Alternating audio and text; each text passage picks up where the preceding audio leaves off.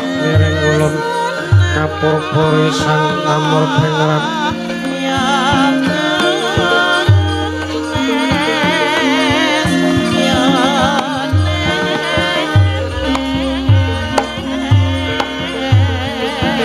mring sahanan ingkang mring kanan siing tasih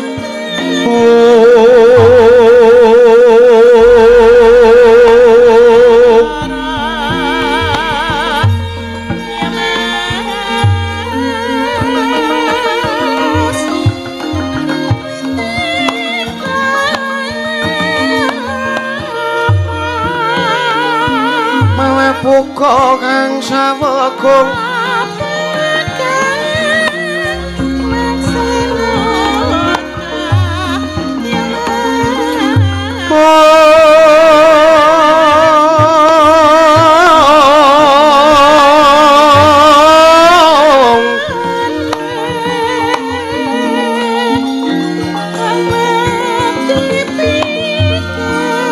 masireng telahan iwang kanan mamuju bengwang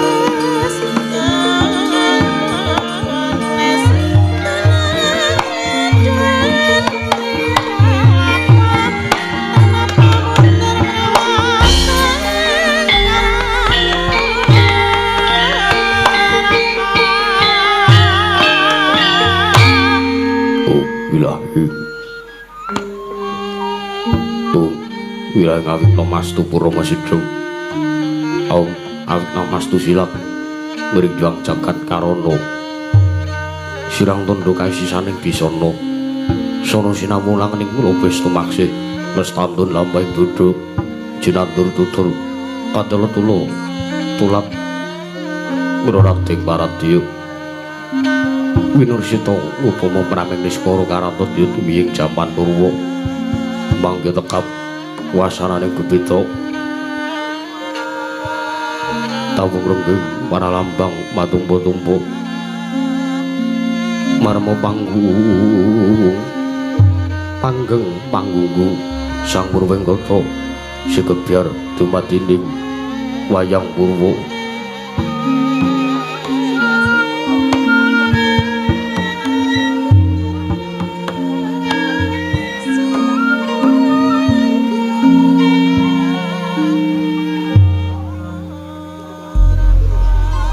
purwakaning kondo inarik untuting basa dumeng gunung Musurasa yen narasaya karaos mulat sarewang Rasawandi wuruhing Dewi Rasa rumong sang rumpang sandi lir jalma milokaca jarwe pusinakup ceng carita lebet wis gemelar jroning pageliran yaiku sejatine amriksane pagelaran inggih purwa saya candra darem yang kartika wis kinur buku trating kawasa sahari ratri tangi dari bawono perwataking untuk sino gilir gumanti tempat dadi petanganing dino sasi marsi windu kang sarta abad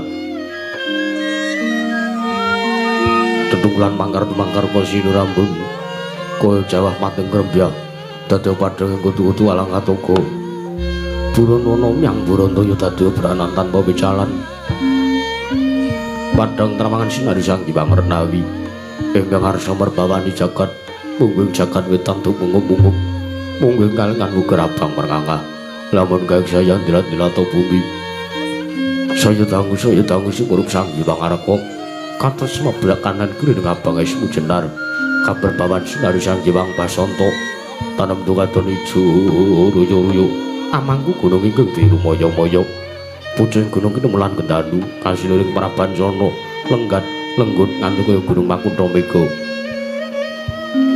Tanentawis dangus ing kawula tasih dene Luarsa angupaya buka garap tegal sawahi.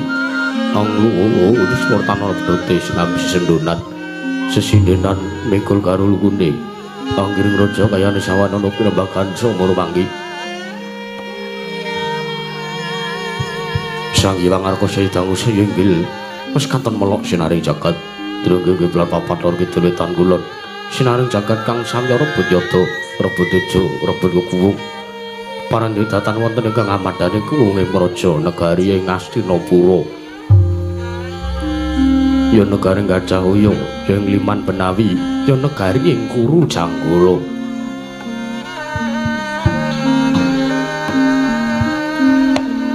Nun inggih garis 100 tanantuk 20.000 janggep tinega krana negari Ngastina dumadi saking pulo-pulo bebanjaran. Sinasapan ku ya Benawi. Tinambi ombak samudra bidang langit kang tanpa pakun. Pekating manunggal kapantok urip Cakrawala, waneh-waneh cakra kepisik. Sawaneh kineping jurang, corong kinepung go serong. Kinarya swing peksi lawet lan sarang burung. Wonten ugi pasisir antar Sasna Jembar kebekaning pasir gumelaring garis pinggir.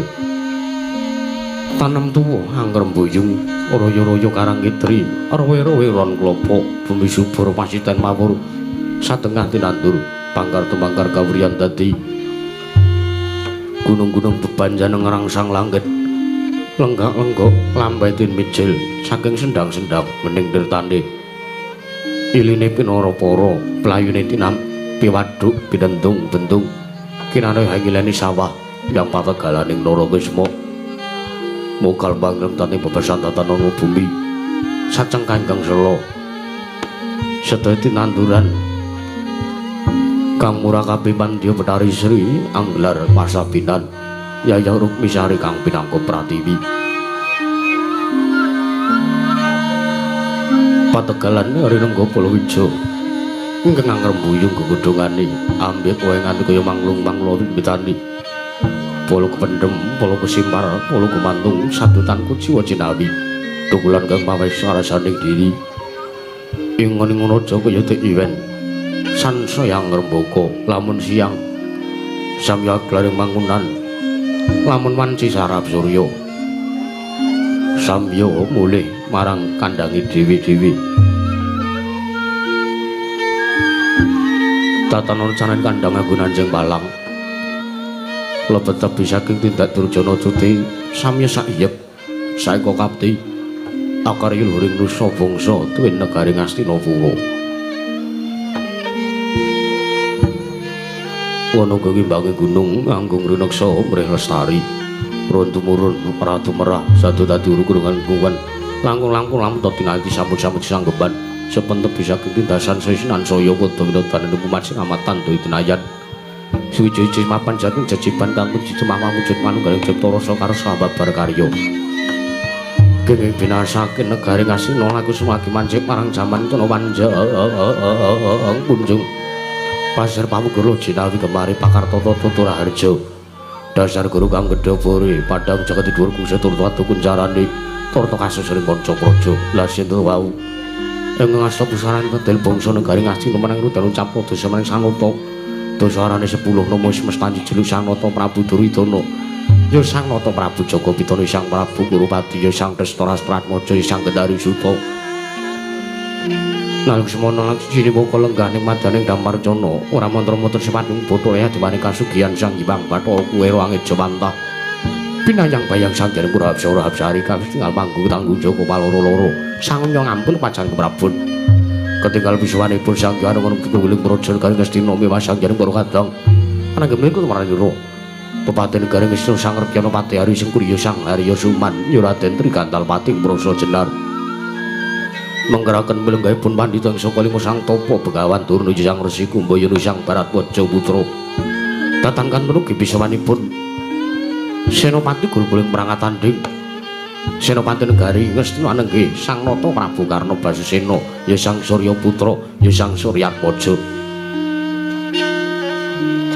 Datan kantun ugi bisawanipun Alendreng Toya Tinalang Pangeran Pati Negari Ngastina Anegiri Sang Raden Kartomarma nalika semanten Purana Yuga miwah para kawula sami gandeng pasisiran jejel riyol arapet popot bibit prasasata tupan tegel datang Pasala labu sakadeng para sebo ing jaga mludak gendera rontek umbul-umbul keterangan dalu nyayai mondeng mungsa labu payung mekar menti jamur barat mungsa rendung tumbang ngrangap kowe jati ngarep mungsa katiga para tinggal didom jinem materi pasewakan negari Ngastina Gatukuman kuwi semandika nalika semanten arsa medhar sabda segera murwani pangandikan para kawula samya mingsut misawani mratelaken bilih Sang Nata arsa menem Bromo migat ing pasewakan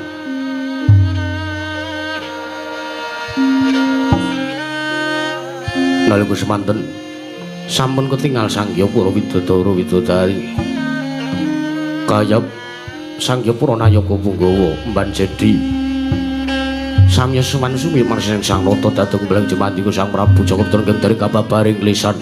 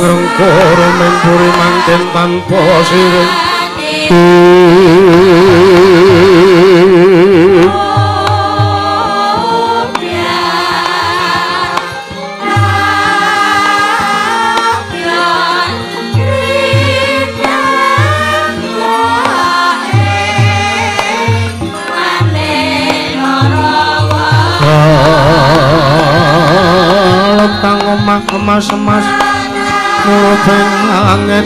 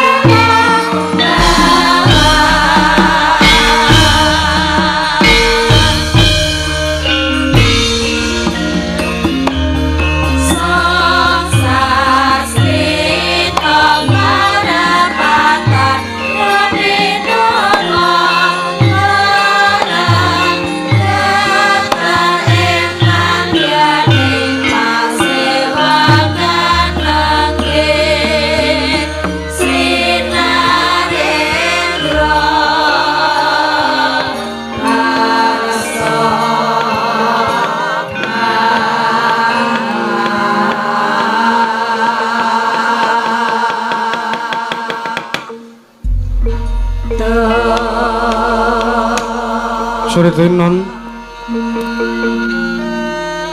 nang pasewakan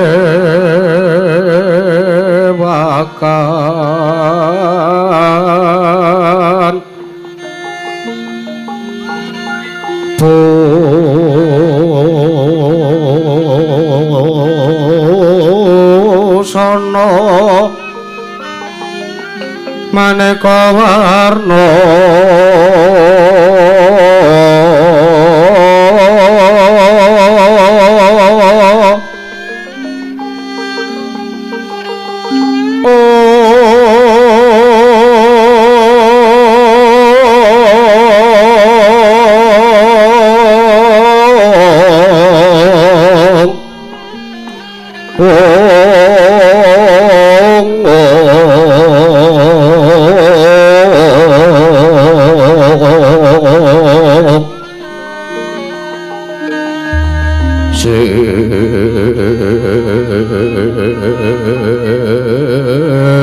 papos peteng ujono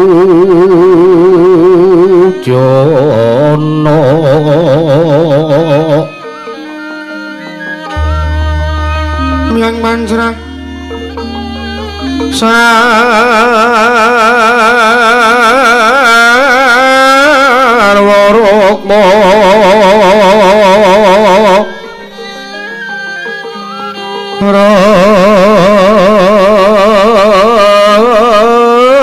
ranggeng manik nara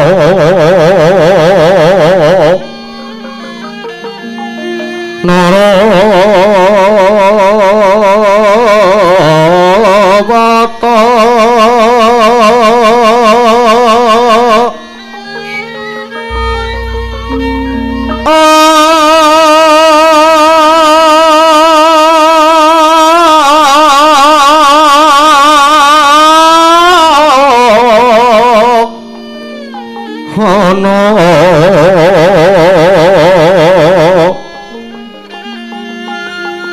Obro Prabanya kang sumerat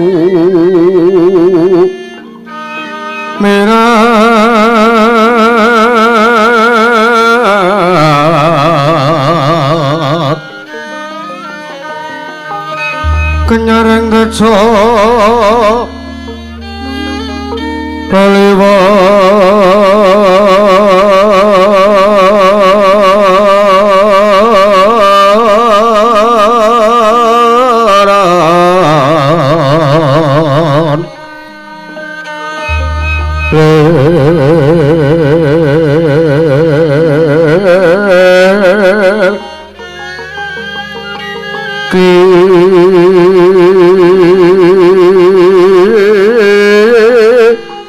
Lajeng sering adik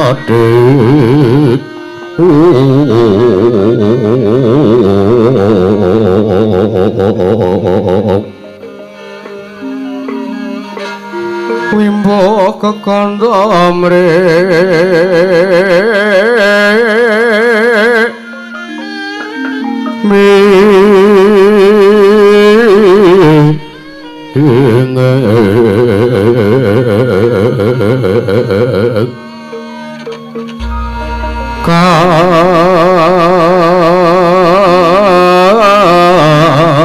Katyo pengma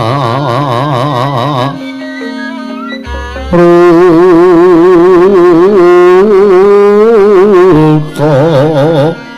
mando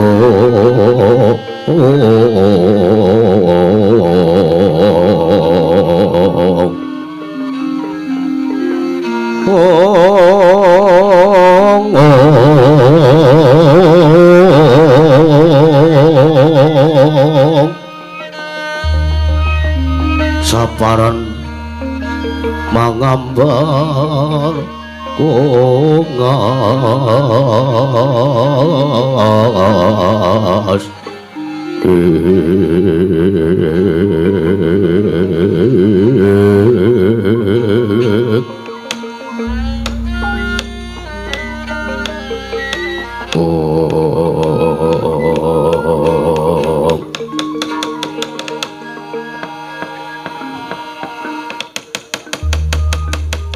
la paman sira angga guru kaki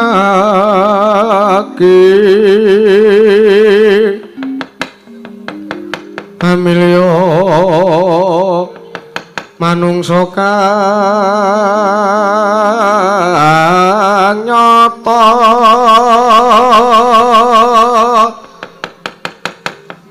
ingkang becik martabate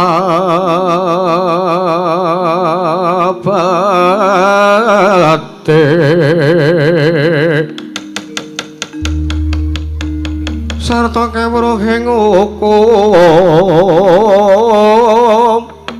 kang ibadah kangge langgi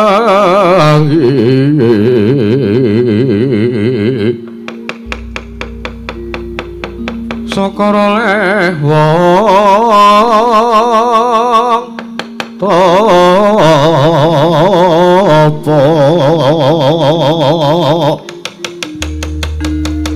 engang was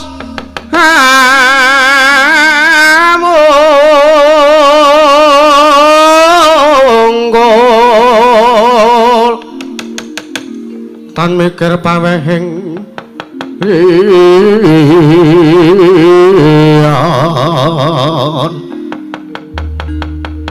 iku pantes Kuranana kaki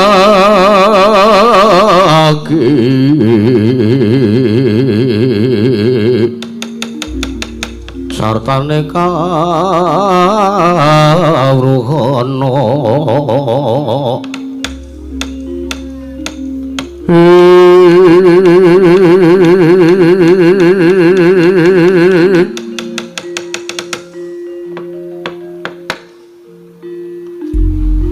Dewang Sukmana mangadili luwih ana sasmintan ingsun jagat wasyane Bathara Paman Arya Paman Pati Arya Sengguni ayo dadekake kaget pengeloro si Paman Pati Arya Sengguni dene sira ingsun biji ana ngarsaning panira Paman Pati Arya Suman kawula nuwun inggih nggih anak Prabu kemareng Paduka miji dumateng piswanipun ingkang bapa ing kepatihan nggih kawula nyawa-nyawa jimat sesembahan kula pengayoman kula wonten ing Madyapada Pateng Delahan wanter sabda tama Paduka anak Prabu Jaka Pitana miji dumateng piswanipun ingkang bapa ing kepatihan ing jawi sanget kuwatosing manah bebasan pindharan salamba pinanjering alun-alun kumitiran caruk maras nanging sareng wonten ngarsa Paduka anak Prabu Jaka Pitana tebih saking raos kemarasan nggih anak Prabu Duryudana kepareng kula cumadung dawuh timbalan Paduka anak Prabu Jaka Pitana ing Astina kepareng kula cumadung dawuh kawula nun inggih nggih anak Prabu Paman Arya iki katibaran anggon sira ingsun percaya minangka dadi batal wakil ingsun pranata tata rakiting kaprajan negari Ngastina diagyatana kelawan panjenengan ingsun samendang aja nganti kang karempin Paman Pati Arya Sengguni inggih nggih menawi madu kandhangku bab tata rakiting kaprajan tartentu sadetan badhe nguji wani para kawula samya sak yekseka kapti akar luhuring nusa bangsa tuwin negari ing Ngastina mendhaipun para prajurit ingkang boten kendhat anggennya sami gegladen olah kridhaning perang sawanci-wanci Praja Paduka katempuh parang muka tartentu boten badhe anggepok kunca Paduka Gusti kula Sang Rata sinuwun Prabu Duryudana ingkang bapa ing kepatihan remuk kasawurna putung semangga kabandhemna nggih kawula nun inggih Paman Arya gawe bombong penggaling sun teka jangkep mangkur kang dadi aturira ora liwat pakaryan ingkang utama tindakna selawase urip menapa ingkang sampun Paduka dawuhaken tartentu kula mboten badhe suwala nanging dereng lan sak sampunipun kepareng ingkang bapa ing kepatihan ngaturaken sembah sumungkem pangabekti kula kunjuk sandhap putra Paduka anak Prabu Jaka Pitana nggih mriki Paman Arya sampun kawula tampi kula cancang pucai wedi dumawing bijang rumaket ing Wardaya saestu dadosaken cahya ner cahya daging rah kayiwanan mboten langkung kasukecana lenggah jengandika paman Patih Harya Sengguni wonten praja negari ing Astina menika paman Harya inggih nggih ngestaken dawuh sampun boten ngadhe kirang prayogi paman Kumbayana bapa penembanturing Sukalima sarwipun bapa penembanturing Sukalima ingkang putra pun Duryudana ngaturaken kasugengan saha pambagya harja pudya pangasta mugia kunjuk ngersa jengandika bapa penembanturing Sukalima Astaka Swala Sila Pratapa Kenros waru kimbal manyor-manyor duk ning dungkul kono alas-alas dadi wana lana inggih anak Prabu sakalangkung bombong bilawanipun menahipun ingkang bapa ing Sukalima sowan kula wonten praja negari Ngastina menika Pudya pangasta tuwin pambagya raja sampun kula tampi sowan kula boten wonten angan setunggal menapa tebih saking rubeda kalih sing sambikala cinaken ing Karaharjan lan kayuwanan sowan kula mersanipun anak Prabu Jaka Pitana Mboten langkung ingkang bapa ing Sukalima ngaturaken salam taklim kula mugi kunjung nggih anak Prabu sampun kula tampi akarya bombong rasa megali mboten langkung kasikecat lenggah jengandika bapa Bandurna oh inggih sampun boten kirang prayogi nuwun sewu anak Prabu kados pundi kula kok mireng swara mak gluduk saking bangsal pengrawit menika sinten napa Citraksi sing mulah ngoten niku toh ana wayah seba malah gludak-gluduk dolanan tabuh gong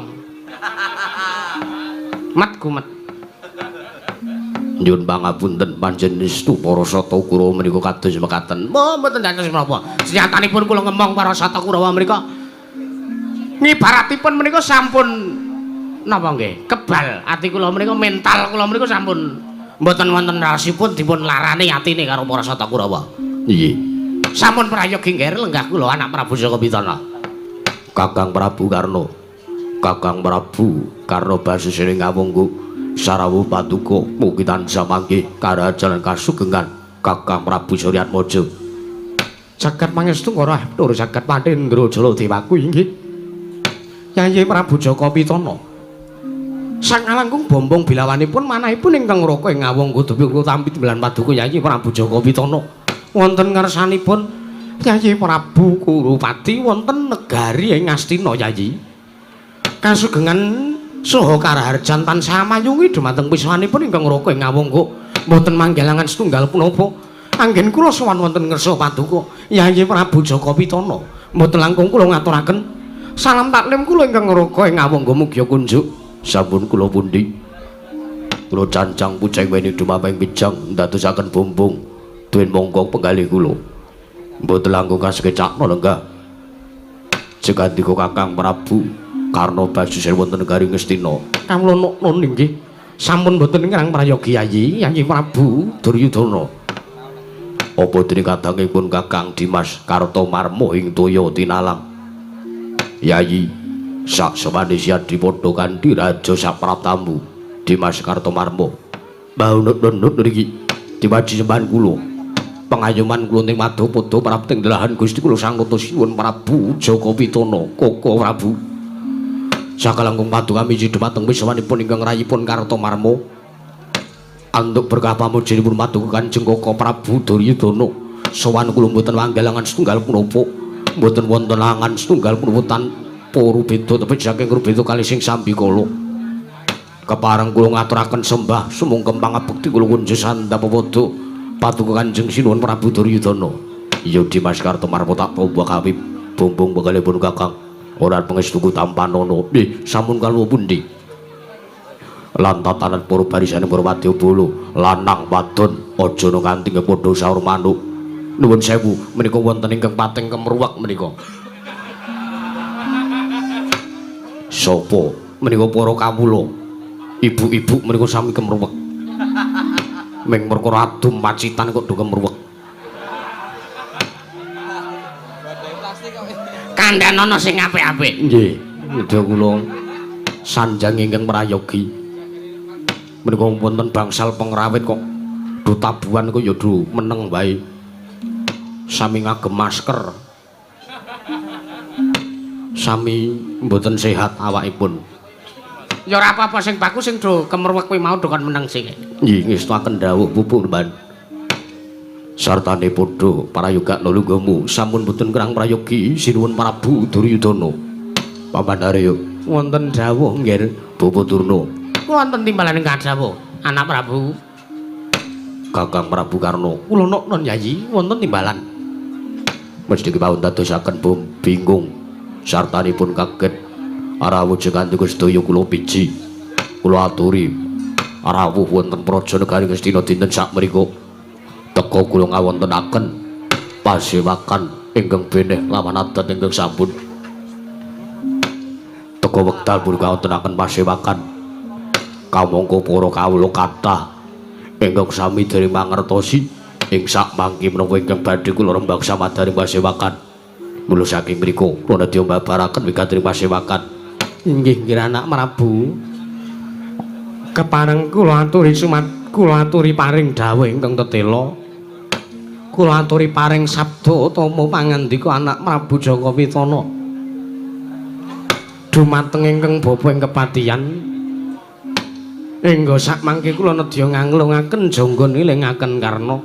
Mastuti dawuh paduka anak Prabu Jaka Pitana. Oleh. Nggone ibu-ibu meneng genti nggon wong lenang-lenang.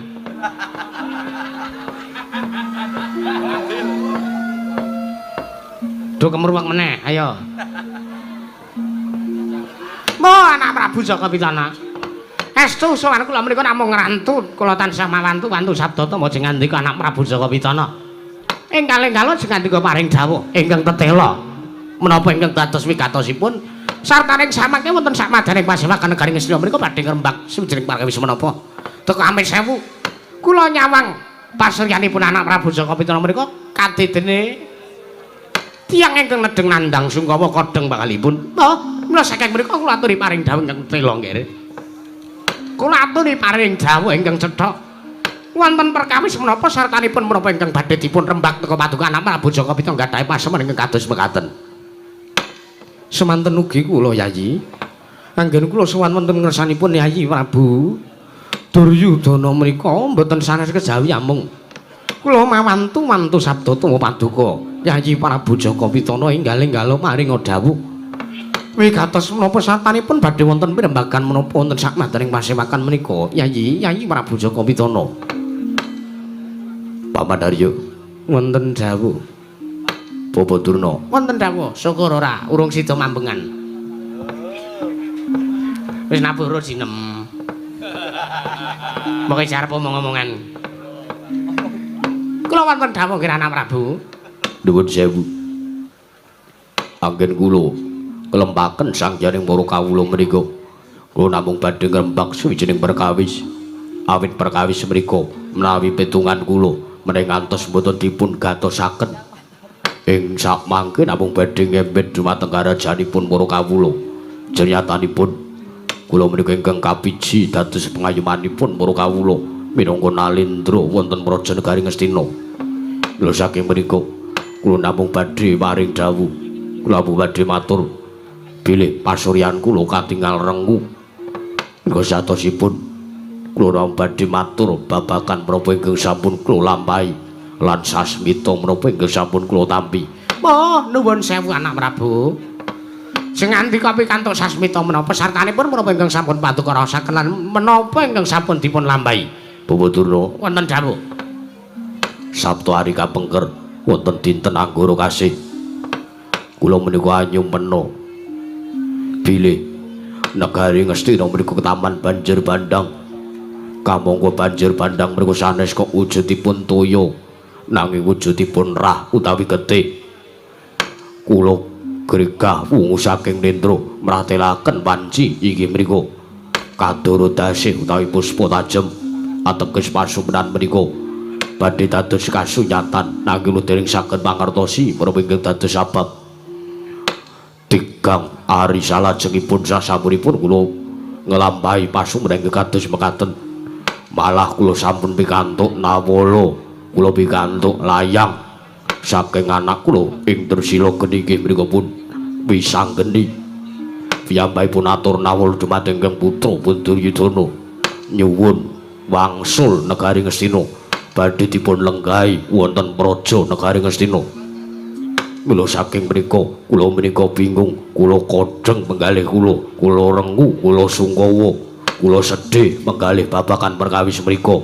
Menapa kula kedah maringaken negari Ngastina dumateng pun Wisanggeni. Menapa ing samangke badhe kados pundi lampahipun?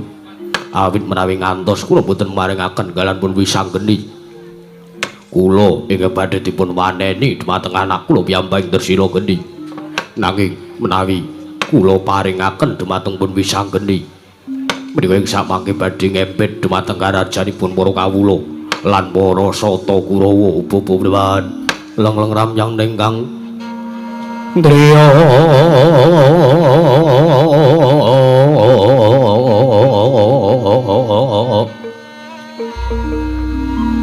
Liriwang Candra katawengan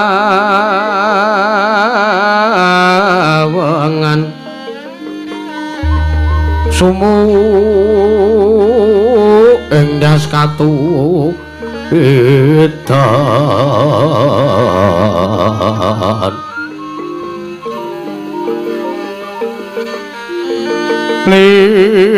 limut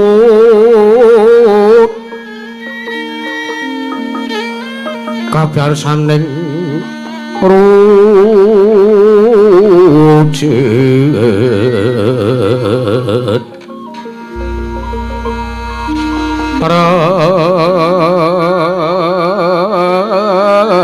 remeng triyoma nawung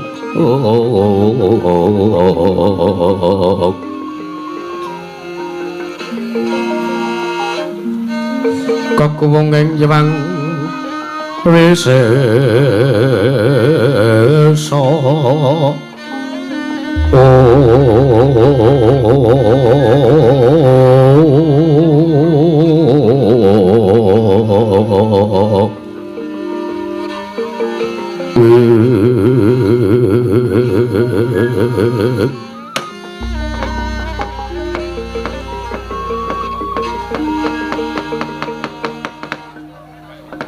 nyawa-nyawa jimat sesemban kula nggih.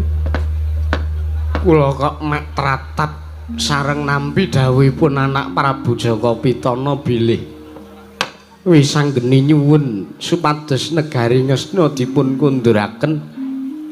Kula kok kaget sareng kula midhanget pangandikanipun anak Prabu Jaka Pitana bilih Wisanggeni atur nawala nyuwun negari Ngastina. Walah yung bakal nemu lelakon apa. Mula saking mriku kula aturi paring dawuh saking para pinisepuh Paman Harya menapa dene Bapak Pandurna miturut jenengan kadiparan. Inggih menawi miturut kula negari Ngastina ing sakmangke menika dipun paringaken kemawon dumateng pun Wisanggeni. Dipun paringaken inggih. Lajeng samangke badhe kados pundi? Anggen kula dados Nalendra. Sampun boten sah dados Nalendra kemawon. Jernyatanipun negara sampun kapasrahaken dumateng pun Wisanggeni. Monggo Wisanggeni menika nuwun sewu. Satriya ingkang dugal kewarisan lenggir menawi ngantos ing samangke padukan duwa dumateng kekarepanipun Wisanggeni, malah ing sakmangke menapa malah mboten kawula sak negara Ngastina sing mboten mangertosi kenthang kimpuling lelakon badhe kaembet karaharjanipun menawi ngantos mboten maringaken negari Ngastina kalian Jampar Kencana negari Ngastina dumateng pun Wisanggeni. Liripun kados pundi? Cabita. Kula niku apal kalih watak wantune Wisanggeni. Kocap kepengin perkara iki ya kudu kasembadan iki. Yen ta ora kasembadan coba rawe-rawe rantas malang-malang putung. Nanging menawi dipun maringaken kawula sak praja negari Ngastina slamet, kawula sak negari Ngastina menika mboten wonten ingkang kaembet karaharjanipun. Kula kaliyan anak Prabu Jaka Pitana sartanipun para sata Kurawa ugi mboten badhe nemahi perkawis napa-napa. Mekaten. Nggih. Ning nek ngantos mboten dipun paringaken kula niku apal kalih Wisanggeni. Mesti Wisanggeni mengke mung ngamuk entek-entekane kawula sak praja negara Ngastina. Mengke badhe kaembet karaharjanipun sing ora duwe dosa mesti bakal katut dosane. Sampun miturut kula negari Ngastina dipun pasrahaken dhumateng pun Wisanggeni lajeng paduka anak Prabu Jaka Pitana pados negari sanes dipun bedah dipun lenggahi sing andika anak Prabu Jaka Pitana dados Nalendra wonten negari ingkang badhe dipun bedah lajeng negari Ngastina dipun maringaken Wisanggeni ngaten nggih. Menawi turut pupuk lan turut kadiparan. Nek kula kok padha. Sami kados pundi? Wah, nuwun sewu lho anak Prabu, menawi sing andika menika mboten metung babagan perkawis negari Ngastina ingkang mboten badhe dipun maringaken dhumateng pun Wisanggeni menika. Malah ing samangke namung badhe ngembet dhumateng karaharjanipun para kawula negari Ngastina. Ateges menawi saking mriki kula mengambil kesimpulan bilih negari Ngastina sak patutipun dipun pasrahaken kemawon dhumateng pun Wisanggeni awit mboten kateges kula rubo-rubo gedang kaliyan ngendikanipun anak utawi Adipati Arya Sengkuni menika kula wau bilih negari Ngastina sak ngantos mboten dipun maringaken dhumateng pun Wisanggeni menika adreng kekarepanipun pambeganipun Wisanggeni menika kadedene Tugu Sinungkarta. Taunana windanana tak enteni ing pucuking tresna. Malah ninggal katresnan. Balung naka bebasane Wisanggeni menawi dereng kasembatan menapa ingkang dipun gayuh. Napa kemawon sing dadi pepalange rawa-rawe senang katul ora duwe. Rawe-rawe rantas malang-malang putung. Malah ing samangke kawula sak negara Ngastina badhe kaembet karaharjanipun para sata Kurawa mesti bakal diajar kabeh karo Wisanggeni. Mekaten. Nggih, mangga nuwun sewu. Wisanggeni menika satria ingkang dugal kewarisan wonten ing Madyapada menika. Wonten ing Parsapada menika wonten satria dugal kewarisan menika kalih. Siji Wisanggeni, loro Antasena. Nah, menungsa bocah loro niku wis ora kena diduwa karepane. Mekaten. Nggih, mula saking menika menawi ndaratunipun ingkang Babang Saka Lima ing samangke negari Ngastina dipun pasrahaken sak dampar kencana sertifikat kabeh dipasrahake kali Wisanggeni. Lajeng para sata Kurawa. Para sata Kurawa pados kos-kosan. Ora neka-neka to Kakang Durna iki perkara negara kok. Iki perkara anak Prabu Jaka Pitana sing arep dadi Nalendra. Lah nggih, mengke dados Nalendra wonten ing komplek pundi ngaten. Nggih lah, iki suwuni kok kaya ngono. Ngaten anak Prabu mekaten. Menika menawi samangke paduka mboten maringaken negari Ngastina dhumateng pun Wisanggeni, mengke nek ngantos Wisanggeni tekan mriki, mongko nyuwun kanthi srana rudha peksa. Kondoripun inggih menika negari Ngastina dhumateng pun Wisanggeni, malah mengke kula sing ora melu duwe dosa malah kula katut dosane. Ngaten. Menapa samangke jengandika boten penggalih dhumateng gesangipun para sata Kurawa. Perkara uripe Kurawa arep kepiye dalan masa depane niku tergantung ling nglampahi. Mangka nuwun sewu. Bab perkawis kadonyan menika kula wau. Kula kinten boten susah dipun anggap banget suwijining negari menika dadi dipun ikhlasaken kala mangsane iso nglungguhi negara, kala mangsane uga bakal iso ngeculke suwijining negara menika. Jabatan menika namung kiasan lho nggih, jabatan menika namung sampiran wonten Madyapada menika. Mekaten. Ingkang baken menika urip menika kedah tansah lesung jumengglung. Apa kuwi Kakang? Seru imbal-imbalan. Lha kok aneh-aneh lho ra. Menika leres. Nggih. Sampun negari Ngastina dipun pasrahaken dhumateng Wisanggeni. Lajeng para sata Kurawa pados negari sanes utawi pados alas gong liwang-liwung lajeng mengke dipun babat. Dipun deke negari Kaduryudanan napa teng negari pundi ngaten. Negari Ngastina kan sampun dipun suwun dening Wisanggeni, kula kalian panjenengan pados negari sanes kalian para sata Kurawa, pados kos-kosan. Sementara kos-kosan mawon mboten napa-napa. Mekaten anak Prabu. Nggih. Perumahan nggih mboten napa-napa. Sae, langkung sae. utawi menawi badhe gesang wonten ing kolong jembatan mboten napa mawon. Teng isor Janti mrika. Ora neka-neka to Kakang Durna, Kakang Prabu Karna. wonten dawuh Kados pundi pangandikanipun? Mirutipun Kakang Prabu Karna basus ring kamangka. nuwun sewu Yayi. Mboten kateges kula menika ngina, mboten kateges kula menika ngiyas dumateng Bapa Mbandurna. Mboten kateges kula menika ngiyas dumateng para pinisepuh ingkang sami lenggah wonten mriki menika. Nggih. Ning nuwun sewu. Para pinisepuh pujangga warangkanata negari Ngastina menika lak sampun sami sepuh kedahipun ginakaken nalar ingkang ganep lan kanthi penggalih ingkang dewasa. Nggih. Nanging kula pidhangetaken kala wau kawit kala wau kula pidhangetaken saking mriki ngendikanipun Bapa Dana kaliyan Paman Harya menika mung kaya gunemane bocah cilik. Nuwun sewu. Mboten sami nggadahi adet, mboten sami nggadahi inggih menika menapa ingkang kedah dipun lampahi sak sampunipun negari Ngastina badhe dipun rebat, dipun suwun dening pun wisanggeni. Nuwun sewu lho nggih, utawi Yayi Prabu. Menawi ngantos ing sak mangke paduka Yayi Prabu Jaka Pitana kanthi gampil maringaken negari Ngastina dumateng pun wisanggeni.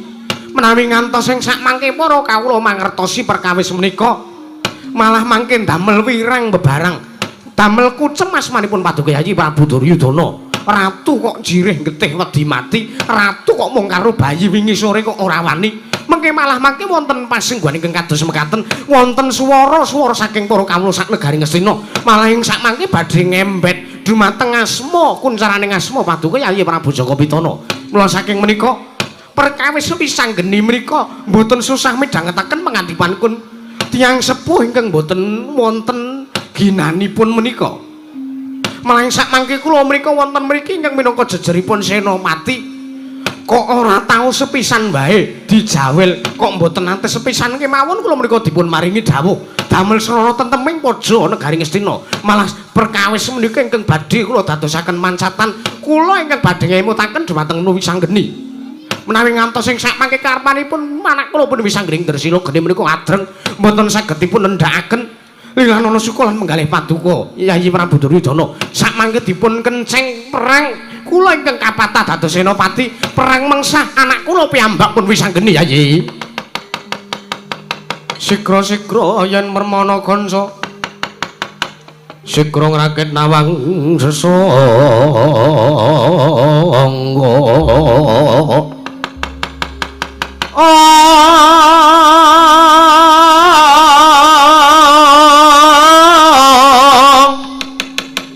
Nalendra mbek marwa sing sangkatri gumulung katri gumulung mangrompak ing wadya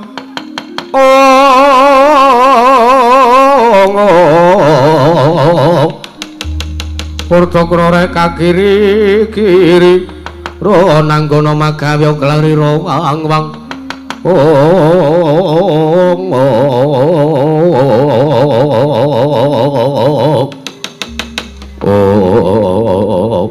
Dedematane pasewakan negari Ngastina lagi semanten dadi tintrim. Datan wonten godhongan ingkang ngubah samula datan lumampah awit kaprabawan Sang Nata ing Ngastina Sang Prabu Duryudana.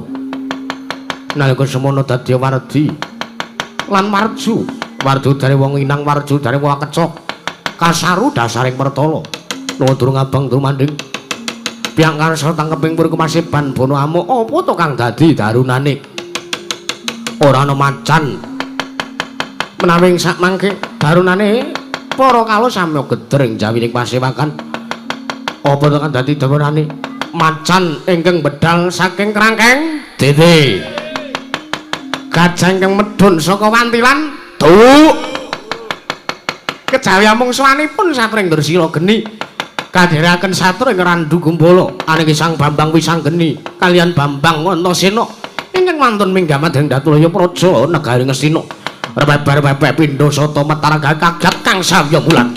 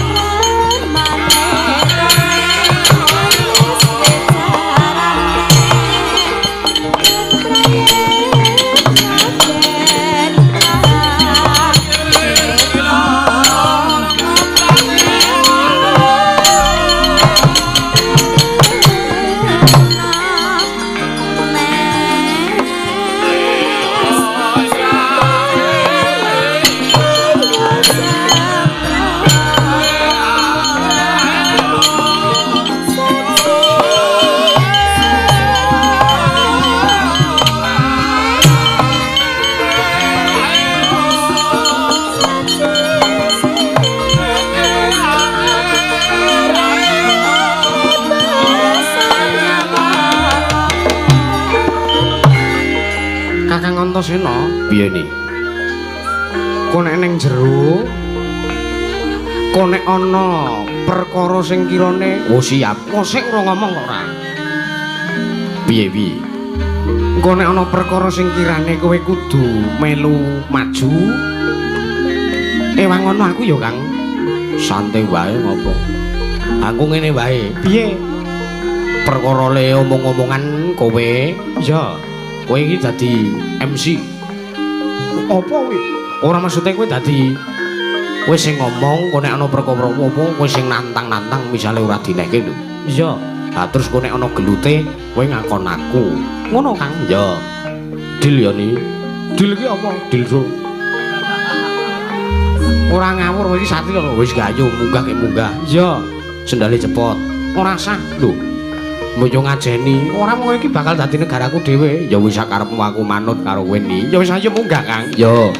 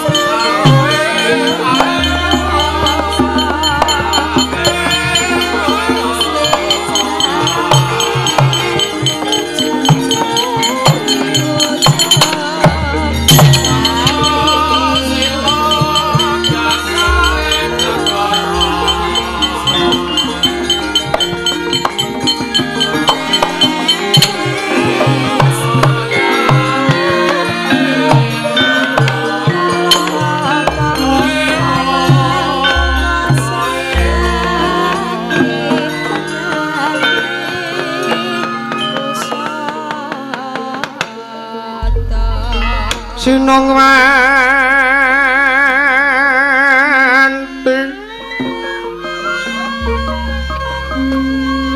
Sinong yanti ceket kinari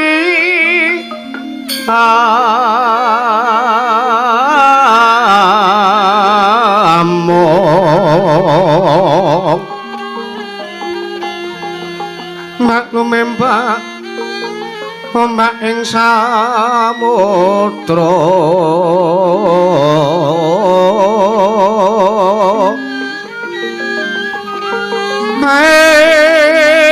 ana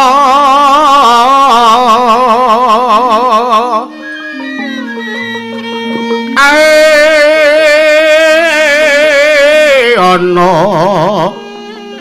hale lumut amrek kangge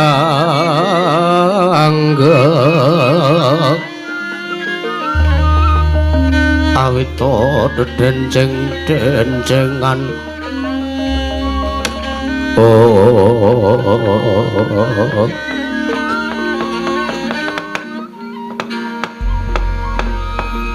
Paman Arya wonten dawuh nembe kemawon diraosi lah kok larene dugi.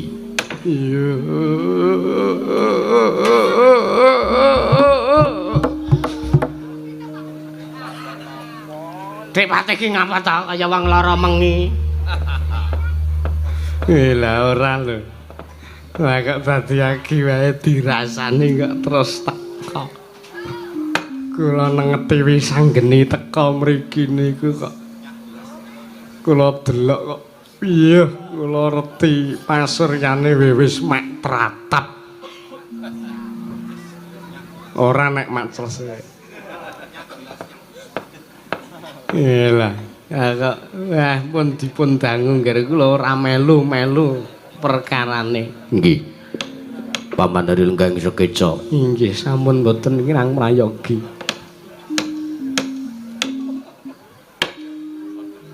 Anak andungan ini to bocah mursid iso mikul dhuwur mendem jero karo wong tuwa. Aja mung kandheng ning pangucap lan kababar dadi pakarti. Bisa geni anakku cah bagus. Sawise sira sowan ana ngersaning Pakmu Ngastina padha kandhi Raharja sak sowanmu bisa geni. Antuk berkah pamujine Pakde Duryudana Ngastina. Sowanku ana ngersaning Siwa Duryudana, Dik. Ora ana alangan suwiji apa. Sowanku adoh saka Rubeda. Kalih sing sambikala tansah Raharja sowanku, Dik. Ora liwat aku ngaturke basaku katura tampanana Pakde Ngastina. Iya. Bisa geni tak tampa. Ora lat pangestuni wong tuwamu wae tampanana.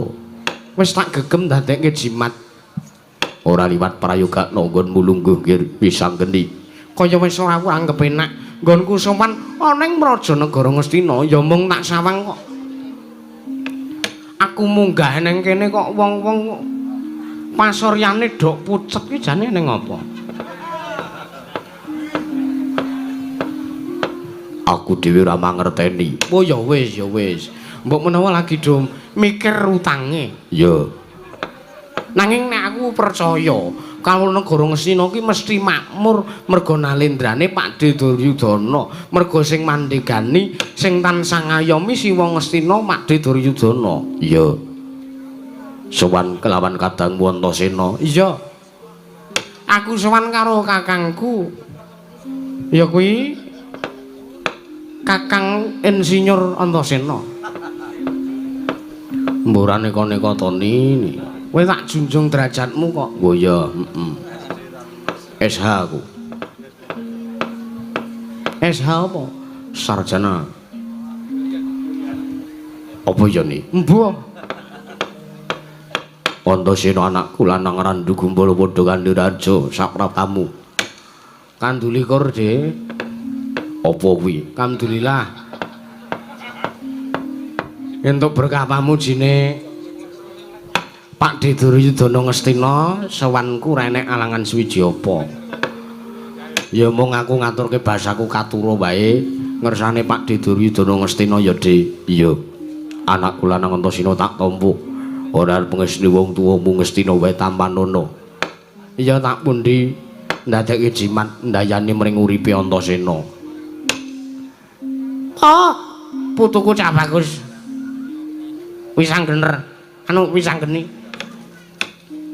Putuku cak bagus wis anggeni, padha kanthi slamet sak sowanmu nggih.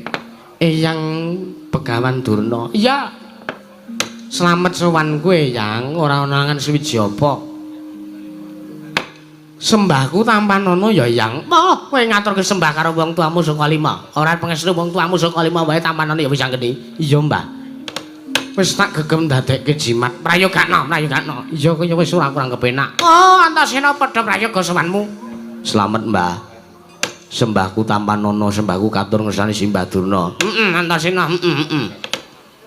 Aku mau ki wis sowan ning saka 5, aku mau rak mampir nggone jenengan sik.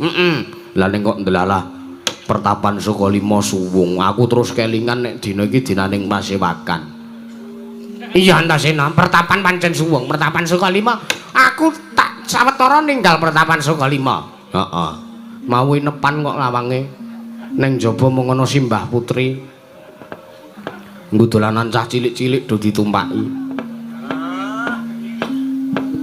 Do elekna ya Antasena, elekna mergo Simbahmu Putri kae wis tuwa. Kae bayoke wis ora kuat nek ditumpaki bocah-bocah. Heeh. Monggo digepleki bokonge. Karepe kon mlaku terus kon dienggo pacuan kuda ngono ning gandeng dicencang ora iso apa-apa. Penting ora diudari. Ora. Wong kae lehku nyencang tak rantik gulune kae nganggo password. Dadi ora bakal iso ana sing mbukak gemboke Simbahmu Putri kae. Iya. Ning kok ya kapan-kapan ki didandani to, Mbak. Piye? Ana nganggo kacamata, nganggo sepatu kok wudo. Biayi putri monggo. Kapan-kapan terus tukoke dokar dimuktekke. Dengkulmu mlacat Antasena, aja mbabar wirang ta. Iki nang pasewakan lho. Lah nyatane Simbah Durna iki bojone jaran kok. Wong ayu-ayu jaman saiki akeh kok milih jaran. Golek sing wiyar Antasena. Ora umum. Sing wiyar apane lho ra. Wayah Mas Wisanggeni prayoga raharja rawuhipun. Simbah Patih Sengkuni slamet tekaku. Bektiku kantur nggih kula tampi dawah sami-sami. Wayah Mas Antasena wilujeng. Heeh. Slamet tekaku, Mbah. Simbah Patih Harya Sumantri. Suman Harya Suman. Basaku katura. Nggih sampun kula tampi. Ya. Prayogaken lenggahipun. Kaya wis ora kurang kepenak. Anak kula nang Wisanggeni padha kanthi prayoga. Sopo iki? Iki aku wakmu ngawangga. Wola. Ora ketok kok ya. Ndesel nang kono. Iya. Slamet tekaku wa, bektiku katur ya tak tampa ngesku tampanana. Tak pundi Antasena padha kanthi prayoga slamet tekamu. Pak Di Surya 12. Suryatmaja. Pak Di Suryatmaja. Entek apa wis tak naik LA ireng bareng. Jatah kowe. Wong nyawer mencalke kono. Mengestune Pak Di Karno slamet tekaku dhewe basaku katura. Iya Antasena, pangestuku tampanana. Tak gegem dadake jimat. Wisanggeni, Ana dawuhmu apa wae? gawe kaget penggali wong tuamu Ngastina. Dene janur gunung kadingaren sowanmu tanpa tinimbalan. Ana wigati apa? Sampeyan ora usah sok etok-etok ora ngerti, sampeyan sok etok-etok ora usah sok etok-etok ora krungu. Lho, lire piye? Engko sik to. Sadurunge aku teka munggah ning Datulya Praja. Negara Ngastina iki mau sampeyan iki nang kene rak ngrasani aku to? Iya apa ora? Ya pancen mangkono, nanging sak ora-orane wong ngono kudu takon apa kang dadi wigatine. Ya aku mudeng basa-basi to. Iya. Ana wigati apa Wisanggeni? Ngene ya Pakde, sepisan semanku ngaturke sembah bekti ngersane Pakde Duryudana ing Ngastina. Tak tampa pengesku tampanana. Tak gegem dadekke jimat. Ndungkap angka 2, aku mbaleni rembug, aku neruske rembuke. 3 dina kapungkur aku atur nawala ngersani Siwa Ngastina babakan negara Ngastina sing tak jaluk bali marang panguwasanku. Ora mengko negara Ngastina ora liya mung bakal tak aturake marang pepundhenku para Pandhawa. Merga ngene. Ana ing Madyapada iki sing dadi satriya ndugal kewarisan ya kuwi aku kelawan Kakang Antasena. Mesti wae satriya sing ndugal kewarisan mono ora iso basa, ora iso tata krama, mekasan ora bisa ngabekti mikul dhuwur mendem jero karo wong tuwa. Iya. Mongko akeh sing ngendikake kalamun swargane wong tuwa mono gumantung saka pakartine anak.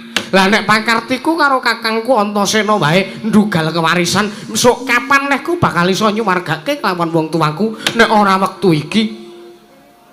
Wektu iki sing pas, wektu iki sing trep ndak rasa bakal bisa kanggo srana pancatan nggonku ngabekti karo wong tuaku senajan to urung ana sak pucuk kuku irenge wong tuaku nggonku ngabekti kelawan wong tuaku para Pandhawa nanging sak ora-orane aku wis kelakon bisa mbudidayake kelakon iso gawe bombong lan mareme wong tuaku Pandhawa sarana aku njaluk bali negara Ngastina bakal tak aturake marang pepundhenku para Pandhawa malah ing sak mengko Pakde wis tak antepi tekadku wis tak antepi yen to nggonku njaluk bali negara Ngastina iki ora mung mligi banjur tak jaluk terus tak aturke para wong tuaku perpunden Pandhawa kuwi babar pisan ora nanging mengko aku sing bakal dadi nalendra ana ing negara Ngastina aku sing bakal lungguh ana ing dampar kencana negara Ngastina ngono Pakde. Nek diparingke aku matur nuwun, nek ora diparingke alasan lan sababe apa aku njaluk katerangan sing gumathok. Jagat Dewa Bathara, Paman Harya kados pundi? Pun nek diparingke mawon.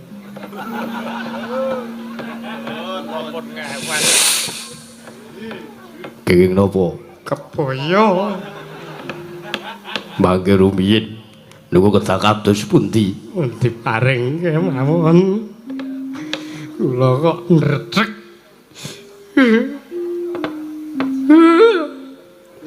Simbapate sing kuni ngopo raine kok kaya ngono.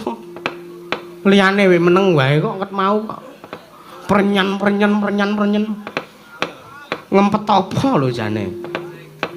Bathara kados pundi? Pun paringaken mawon.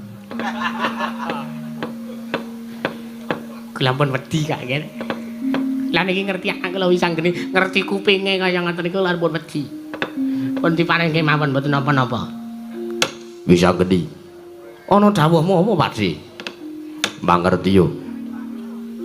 Kalamun ana negara Ngastina utawa sawijining negara Ngastina iki ora bisa bali marang panguwasane para Pandhawa yen to durung dadi kala mangsa nekani ya kuwi perang gedhe Bratayuda.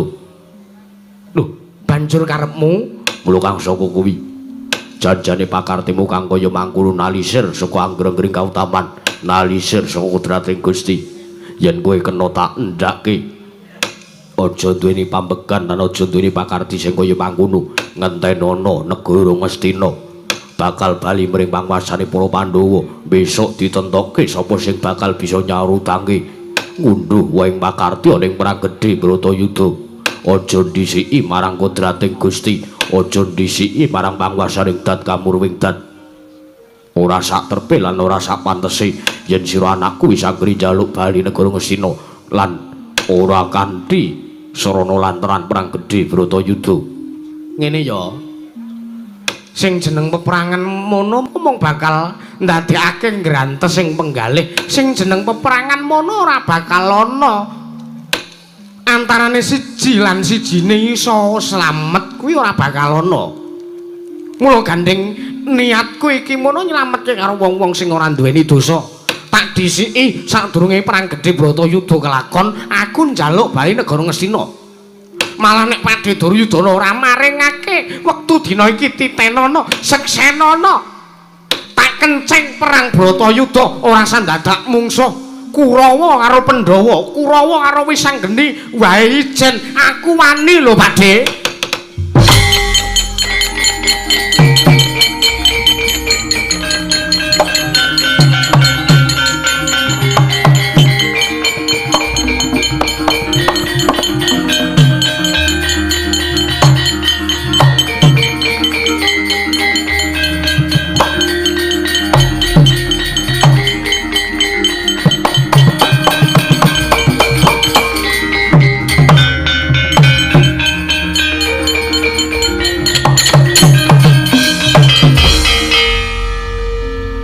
Ngopo kok tos bloke kene?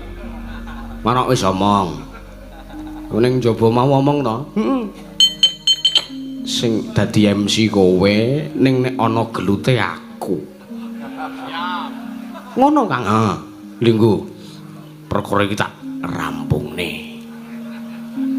Kowe nek entuk Dom berdua.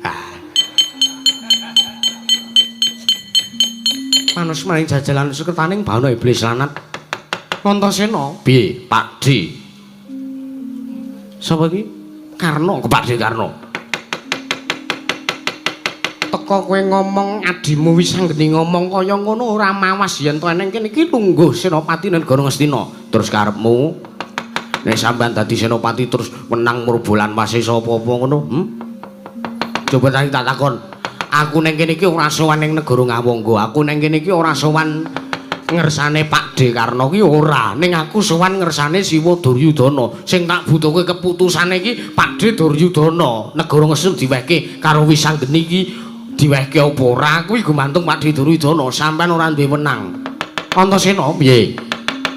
Teka kowe banget gaweku ceme asmane nata Ngawangga minangka jejere senopati. Terus karepmu adimu Wisanggeni kok delangap-delangap pun capek ndruwili kaya grojokan nreteh kaya benten sewu nembo pategalan ngandhake yen arep dikenceng perang Bratayuda Kurawa mungsuh Wisanggeni apa ora ngerti yen to kodrate Bratayuda kuwi Kurawa mungsuh kadangku para Pandhawa lah kok teko dadi Wisanggeni nyalahi kodrat Wisanggeni nalisir saka ngreng-ngreng kautaman nyamah marang asmane nata ngawangga Prabu Karna Basusena sing minangka jejere senopati terus karepmu ya karepku Wisanggeni nek ora kena dielekke kanthi bener becik Wisanggeni adimu lan kowe nek to ora iso ngandani karo adimu pakarti sing becik pakarti sing apik wektu dina iki rawe-rawe rantas malang-malang putung tandingana kridane wakmu ngawangga aja gawe sengsarane kadang-kadangku Prasata Kurawa wo ya babu arep apa lena pangendhamu tebak dadamu rondo bojomu sak geleme dhewe iki aku omong tenanan kowe ora kaya ngono kuwi. Ya aku omong tenanan kok apa aku omong dolanan. Wis saiki ngene wae. Nek sampean ora trima, sampean arep ngendhake karo adikku Wisanggeni. Gedene adikku Wisanggeni ora kena dielek arep sampean gendhak singkara, mungsuhe udu sapa-sapa. Insinyur Antasena. SH. SH ki apa? Sarjana Hukum. Durjana kok sarjana. Ya wis kuwi apa wae. Kowe lah dalan yo ditentok kene ngono. Ditentokke dudu ning kene papar neter katigdayan. Ayo nang endi aku manut.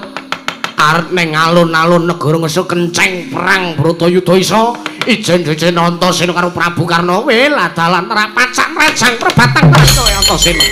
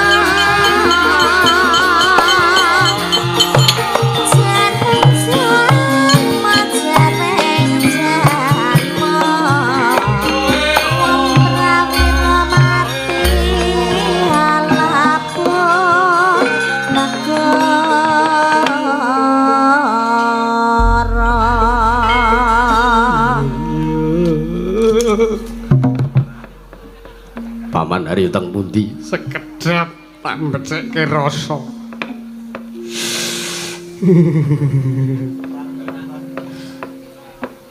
Wah, ngono karo bayi wingi sore mungsuh bayi wingi sore kok kepoyoh ora. Sampun lho.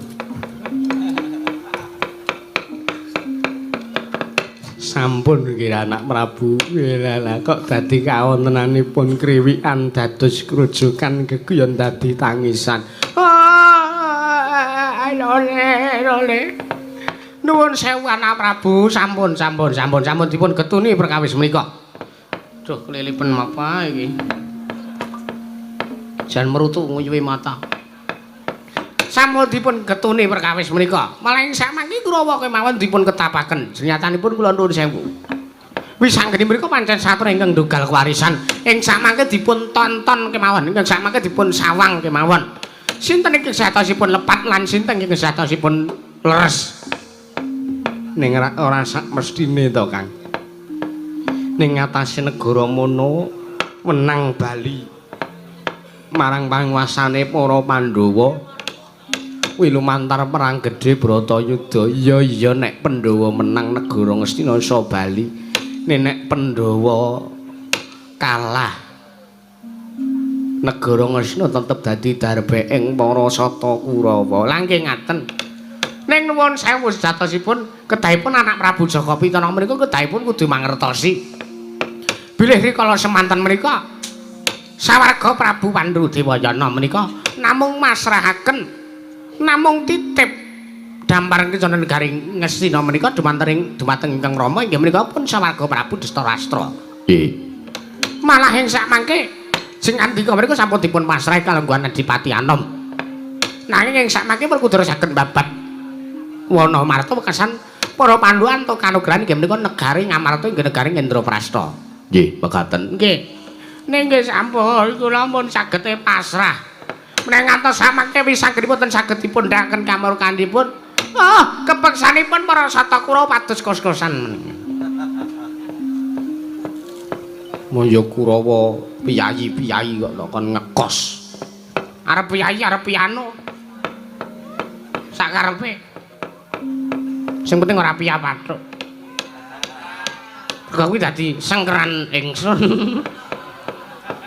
Lah, kaya ngono kok ya isih gelem. Kula niku janjane pun menep kecuali nek butuh. Nggih lah. Bapak Durna, Wonten dawuh.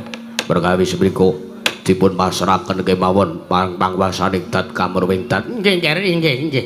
Samangke tumuli gandeng katingal sampun purna senajan to kawontenan praja negari Ngastina nedheng mboten tentrem kados mekaten. Kedah kados pundi kula kedah mancing wonten sanggar pamujan Keparengipun Dimas Kartomarmo wonten dawuh kula dadi bubar kang padha sibuk jeneng Senedya Kundur Kedaton. Nur ngesta akan dawuh keparengyun pamit madhar masilan ngati-ati aja kowe bocah cilik Dimas Kartomarmo ingsun kundur mancing sanggar pamujan. Purna katine maranggilan arsa Sang Nata Kundur Kedaton jog saking dampar cenenge nampin gambaran gading kadheraken Sang Hyang Manjadri manggung tanggul Joko paloro-loro ingkang samya ngampil pacaring Prabon kawis dal tindak nyosang Sri Nata lamun katuron saking Mandrawa Sang Prabu Duryudana miwah para nayaka Punggawa miwah Sata Kurawa Sang Hyang para kawula negari Ngastina tansah munjuk mamuju syukur marsaning Gusti Kang Karya Jagat.